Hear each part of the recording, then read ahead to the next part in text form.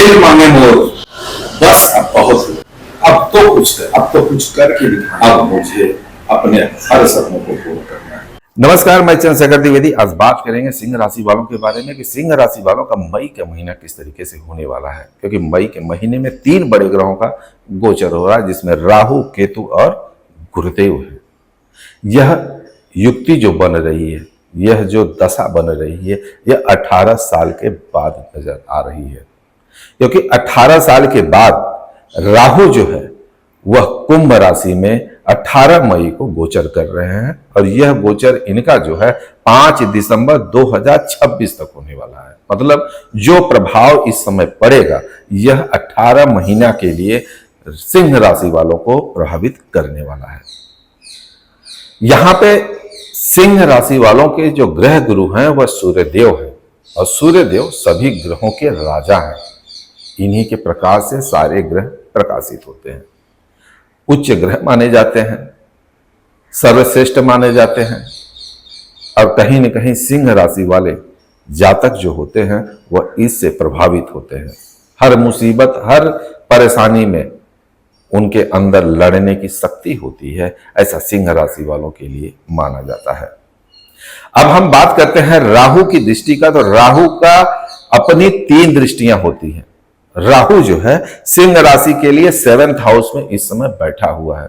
अब 7th house में बैठ के राहु वहां से 3 दृष्टियां डालेगी, 3 घर को प्रभावित करेगी।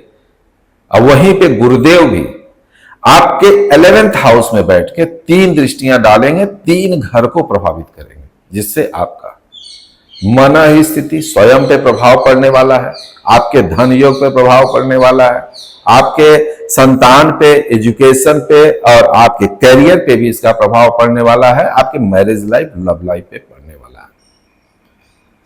हर ग्रहों का कुछ न कुछ नजरिया होता है देखने का, कुछ सिखाने का नजरिया होता है। हम सिर्फ आपके प्रॉब्लम बताएं या इसका सॉल्यूशन नहीं है।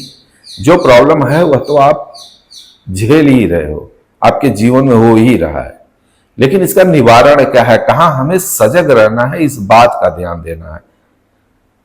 यह रेमेडीज होता है, ना कि ये आपके साथ होगा उस बारे में चर्चा करें। यहां पे हम आपको एक एक घर के बारे में बात करेंगे और यह भी बताएंगे कि आपको यहां पे सावधानी रखने की जरूरत है।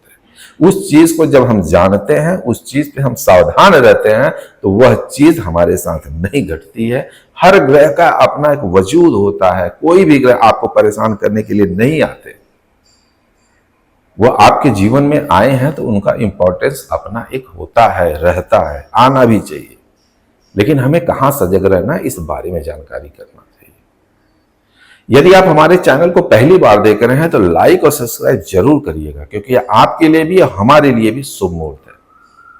अब हम बात करते हैं कि राहु की दृष्टि कहां कहां और क्या प्रभाव डालने वाली है। राहु सबसे पहले आपके प्रथम हाउस पे बात करेंगे। प्रथम हाउस माने आप स्वयं, आपका जहां पे बुद्धि, विवेक, ज्ञान, हेल्थ सब कुछ निर्धारित करते हैं राहु वहां पे। अब राहु के 2 रूप होते हैं।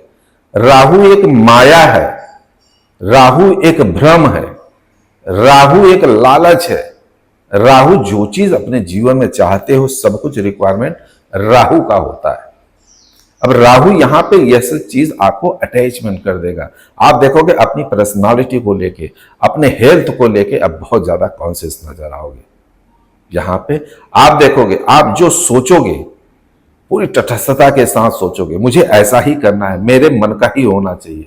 राहु काल यह कहलाता है, और जो चाहोगे वह मिलेगा ही मिलेगा। यहां पे आपको अपनी पर्सनालिटी पे विशेष ध्यान देना, क्योंकि जो भी कार्य होगा आपकी पर्सनालिटी के हिसाब से ही होने वाला है। अब राहु जहां 7th हाउस में बैठा हुआ, वहां पे आपको थोड़ा सावधानी रखने की जरूरत है। अब यहां राहु कुछ आपको दे भी रहा है तो कुछ आप चाह भी रहा है, कहीं आपको सजग रहने की जरूरत है। अब यहां पे सजग कहां रहना है, आपको अपने वैवाहिक जीवन में सजग रहने की जरूरत है। राहु यहां पे बैठ के क्या करता है, राहु आपके बीच में वाद विवाद खड़ा करता है, शक पैदा करता है। यहां पे आपको इस चीज से बचना चाहिए। यदि कोई महिला जातक है तो अपने पति के प्रति, और यदि कोई पति है, पुरुष है, तो अपने पत्नी के प्रति यहां पे थोड़ा समझदारी रखने की जरूरत है। यहाँ पे बेवजह शक पैदा होते हुए नजर आएंगे। बात बात में बात, हर एक छोटी बात को लेके आप यहाँ पे एक दूसरे पे शक करते हुए नजर आओगे। इसलिए यहाँ पे आपको सजग रहने की जरूरत है। अब यहाँ पे क्या होता है, दूसरा, यदि आप कोई व्यवसाय करते हो, आप धन क्षेत्र से रिलेटेड कोई कार्य करते हो, यह राहु काल आपको माला माल करने वाले हैं।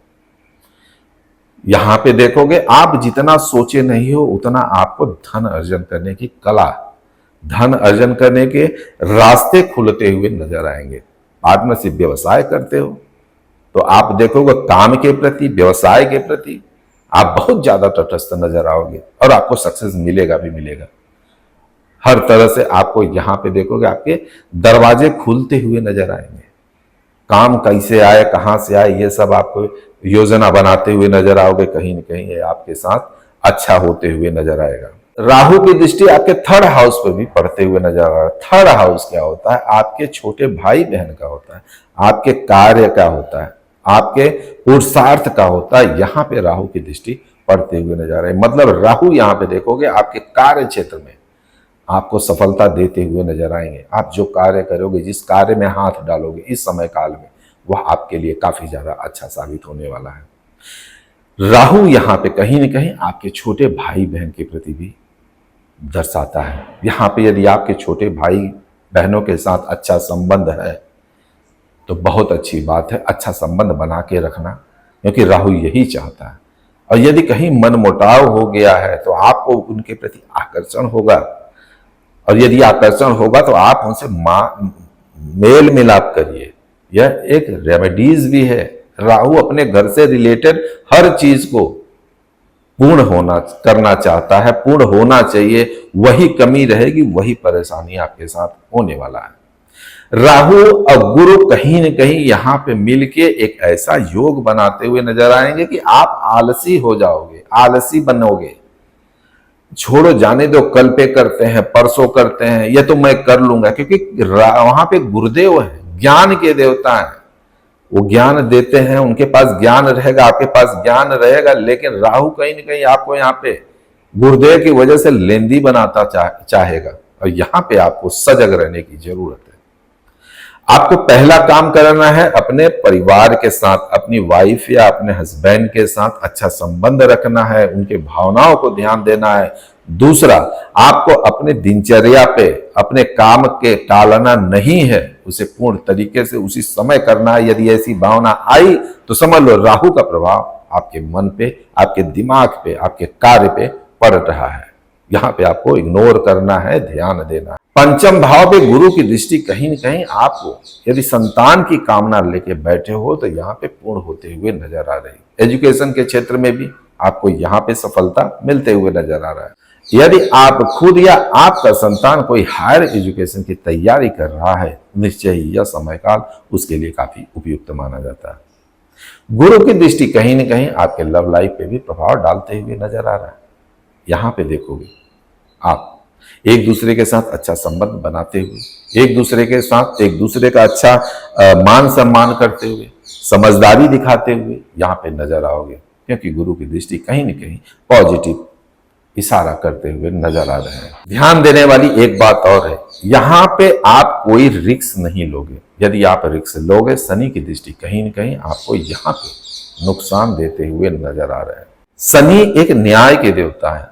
अष्टम भाव में दृष्टि डाल के यदि बैठे हुए हैं, कहीं न कहीं आपको यहाँ पे लॉटरी से संबंधित या कुछ जुआ से संबंधित यदि आप कार्य करते हो या तो वैसा आप इन्वॉल्व हो, तो यहाँ पे आपको सजग रहने की जरूरत है, क्योंकि कहीं न कहीं शनि देव न्याय की वजह से आपको यहाँ पे नुकसान देते हुए नजर आएंगे। राहु और गुरु की दृष्टि कहीं न कहीं आपके परिवार के बीच, आपके दोस्तों के बीच यहाँ पे मनमुटाव पैदा करते हुए नजर आएंगे, भ्रम पैदा करते हुए नजर आएंगे।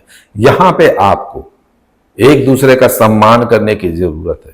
आप देखोगे कहीं न कहीं यहाँ पे आप उनको इग्नोर करते हुए नजर आओगे। यहाँ पे उनके साथ तालमेल बनाने की जरूरत है, उनकी बातों को मानने की जरूरत है। राहु और गुरु की दृष्टि कहीं न कहीं यह ढैया के समय सिंह राशि वालों के लिए अच्छा साबित होने वाला है। यहाँ पे जो ढैया का प्रभाव सिंह राशि वालों पे पड़ रहा था, राहु और गुरु कहीं न कहीं इनके प्रभाव को कम करते हुए नजर आ रहे हैं। इनका धन का भाव, इनका कर्म का भाव अच्छा साबित करते हुए नजर आ रहे हैं। अब हम रेमेडीज की यदि बात करें तो सिंह राशि वालों को रोज सुबह सूर्य देव को जल चढ़ाना चाहिए, क्योंकि उनके इष्ट देव, और हो सके तो आप सूर्य मंत्र का भी जाप करिए।